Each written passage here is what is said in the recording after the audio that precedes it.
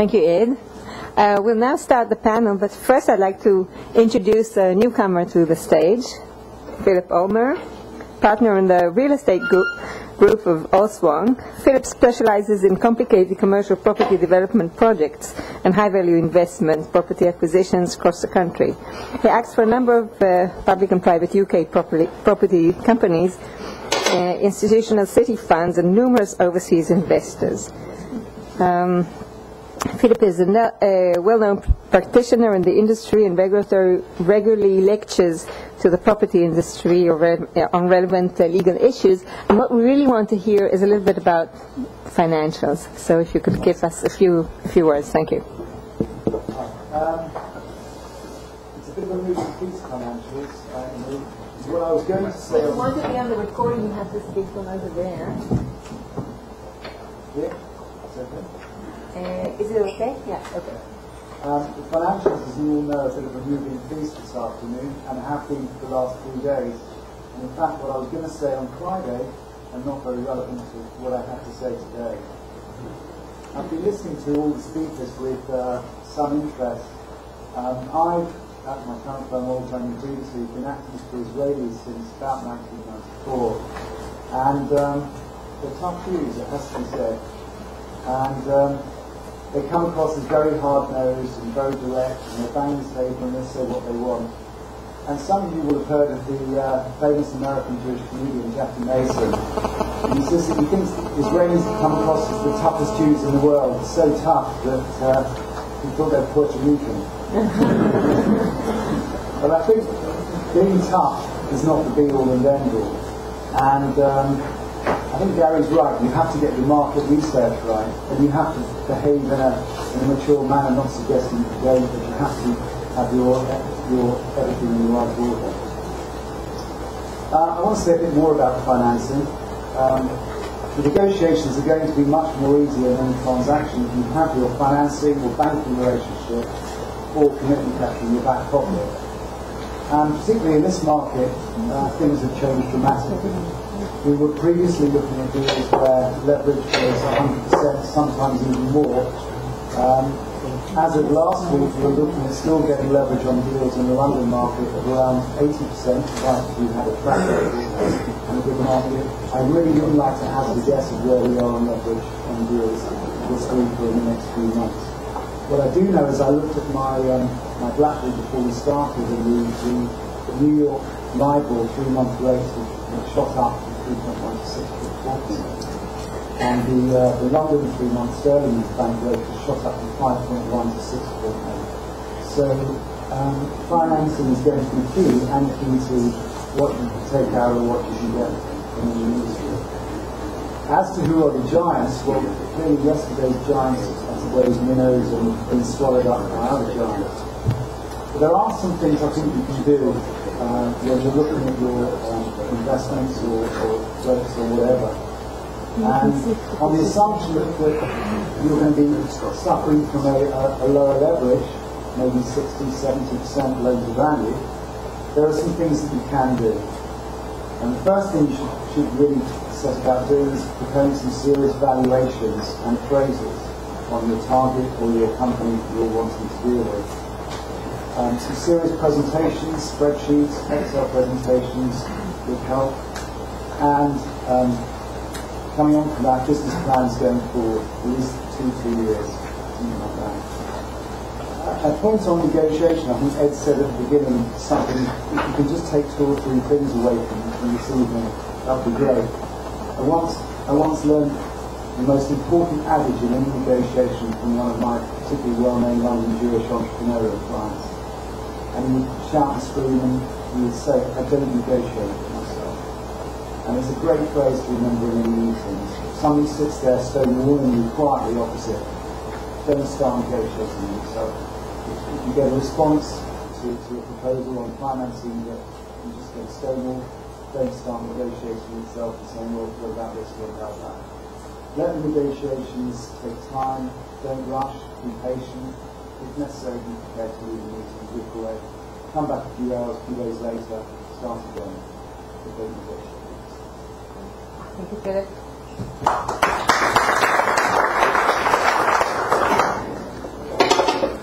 I have a list of intellectually brilliant and well thought out questions that I'm not going to ask because we're out of time. Instead, we're going to let you people out there ask some questions, and he's been waiting a long time. Please address it to someone on the panel, and if say it loud and clear, and please repeat the question because no one's going to hear him. The question is to you talked mainly about, only about acquisitions in which IBM acquired companies. What about, for example, cases of acquiring patents? Has there been cases where, let's say I go to IBM and say I have this and this strategic patent which you might need, or which holds Microsoft by the board, pardon the expression, and I can sell the patent to IBM, for example? You don't have to repeat the entire question. Did everybody hear that? The question was, we've spoken about acquisitions of the entire company. Would a company like IBM consider simply licensing a product or buying a patent in order to fill its product line or exploit the patent? So I've not seen a case like that. IBM has the large number of patents, and usually the deals about patents are kind of between big companies. So IBM and HP, I think, have an agreement in which, here is all my patents, here are all your patents. Let's compare who has more value, and there is money changing hands if one side agrees that the other side is strong. So there is a lot of that. IBM also sells patents. To be honest, I have not seen a case in which IBM buys patents. How do you explain? Because it has a very strong hand. It invests a lot of money, that's why it makes the largest number of patents in the world. Portfolio of 30,000 patents. IBM is not unique in that. In many cases, many companies have biases against things that are not invented in-house. They feel more comfortable, and it's simply a perspective that's worked fairly well for IBM. Question? Nothing right from the question. Question to Dr. Malak. Sometimes the VC who is investing in seed startup will ask for an option for the next round to invest a certain amount for a certain percentage. Now, if it will do it, it's okay, but if it will not, most probably the startup will not be able to raise any other money. Now, is it okay to grant such an option? It's a very tough question for the person who's being asked to grant it. But we do a great number, I think probably more than any other VC in Israel, of what we call seed deals. And these are all based upon exactly the situation you're talking about. We'll put in X bucks, where X is very seldom as much as $1 million, but it is occasionally $1 million. And based on the scoreboard, that after 6 months or 3 months or whatever it takes, you get to a certain scoreboard. And we say, if you get all the ticks in the scoreboard, we will then invest $3 million and we discuss the terms and conditions. But if there's going to be a bigger round, we will bring in another $3 million from the reputable VC, and so on and so forth. If we do not do that, where does that leave you? Right, that's what you're saying. In the first place, it leaves you short of your scoreboard, which means you didn't do nearly as well with the money that you got in the seed deal as you thought you were going to do, or at least you said you were going to do. So maybe you should reconsider how good your property is. What we have done is, if people have not reached all of the goals, what we try and do is we say, look, you didn't meet our goal. We're not going to go ahead with this investment. Well, we're going to help you find an investment from people who have different goals, different objectives, different standards, different this, different this. Am I right? Well, we do. So, but if you meet a fair approximation of what we promised you would do, it becomes a firm commitment and not an option. So it's a commitment. If you reach the goals, it's a commitment. If you don't reach the goals, which is why, again, from an entrepreneur's point of view, you never want to disappoint anyone. You never want to overpromise. You want to have realistic goals that you carefully negotiate and not be so hungry for the first round that you leave yourself in a position like that. Ed is one of the more enlightened venture capitalists in the world. One of my partners who specializes in venture capital says, if you want a friend, buy a dog. They have their own interests. They have fiduciary obligations to their investors. They worship at the shrine of a god called return on investment, ROI, and they're quite consistent in their behavior. What you heard today about the newly enlightened view of allowing entrepreneurs to take some chips off the table because it's in everyone's best interest is an evolving thing. I don't think Ed would have held that view 5 years ago when it was absolute heresy that anyone should ever get any money back before the venture capitalist. They are an extraordinarily important part of the financing scheme, but they have their own interests to protect, and the entrepreneur needs to keep that in mind. Is that fairly stated? Could I ask a question? Because I need some help in my negotiation. I heard you say that when you do an acquisition and you apply the IBM sales engine and synergies with other products, you expect to get a 29% and 38% growth in the first 2 years.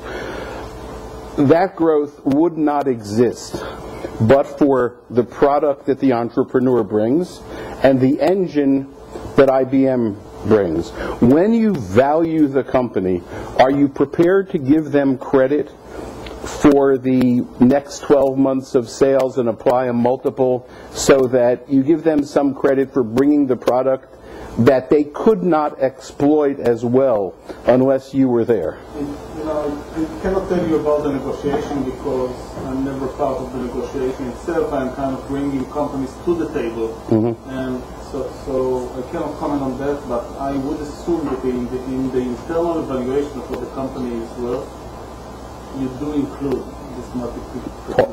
Part of it. Question? No. Let me get some people. I have an interesting question, Harold. If you know of a multinational corporation that has a patent, it opens a multi-billion-dollar market, and it's not using it, probably because it doesn't know the application, what can you do? Infringe. No, I haven't said that. Can we erase this tape? That's what everybody else does. It really, you really. If you, the question was, you've sold the patent to the multinational? No. I wrote the patent and I found out that they have the patent, but they don't use it. You can attempt to buy it.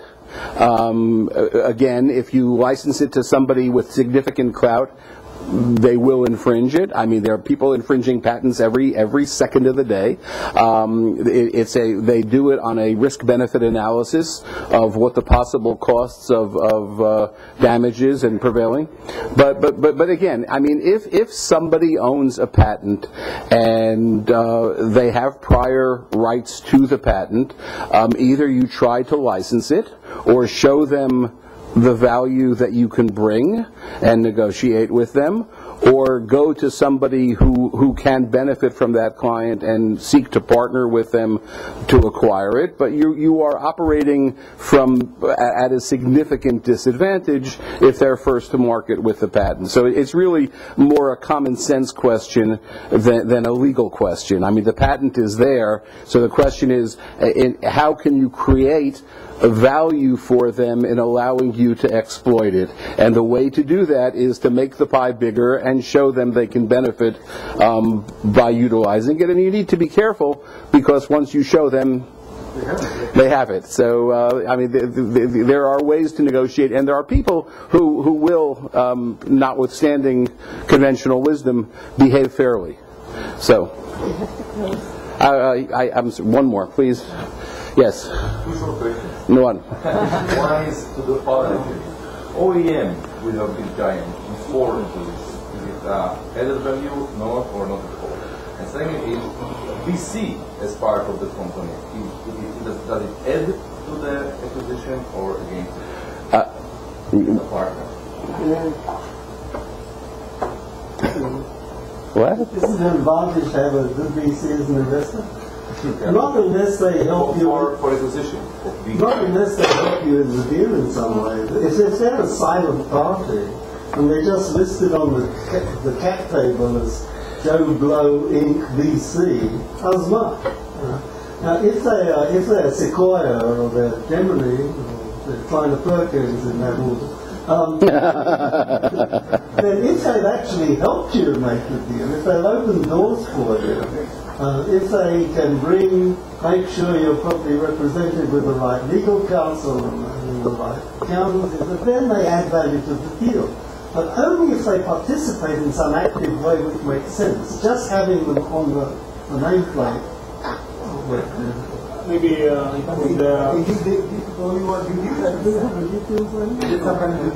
No.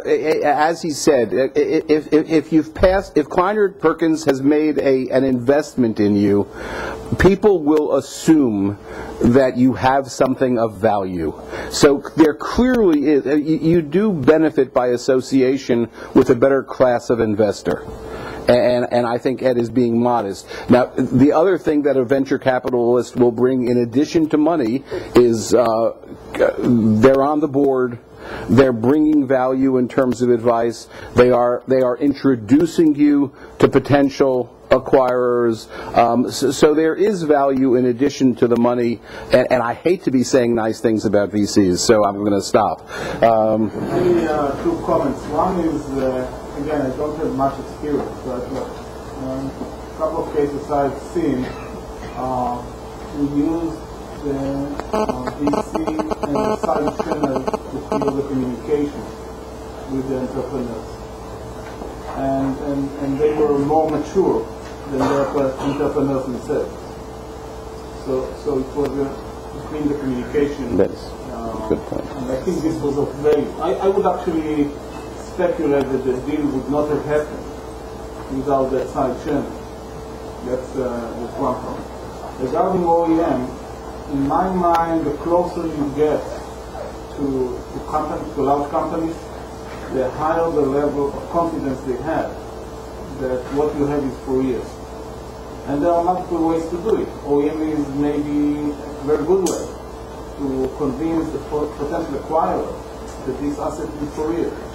So my recommendation is yes, to go for OEM. But be careful in negotiating the contract. I'm serious. Obviously, you need to be careful in negotiating the contract because once you get married to an OEM, who was talking about the divorce, it's not that easy to get a divorce. You're tied to them. You can't go to their competitor necessarily. They have tremendous price leverage. So it's a negotiation. It's what we're talking here. You need to try to level the playing field. We're done. Thank you so much to the panel. Thank you much to the audience. And thank you, Gary. Thank you, everybody who's on stage. If you registered in advance, you saw the name of Pathable, which is an online community thing, and you have special badges, and you can talk to the people who've registered. Thank you, Pathable, for being such a good sponsor. We'll now break until 6:20, and 6:20 we'll start again. Thank you.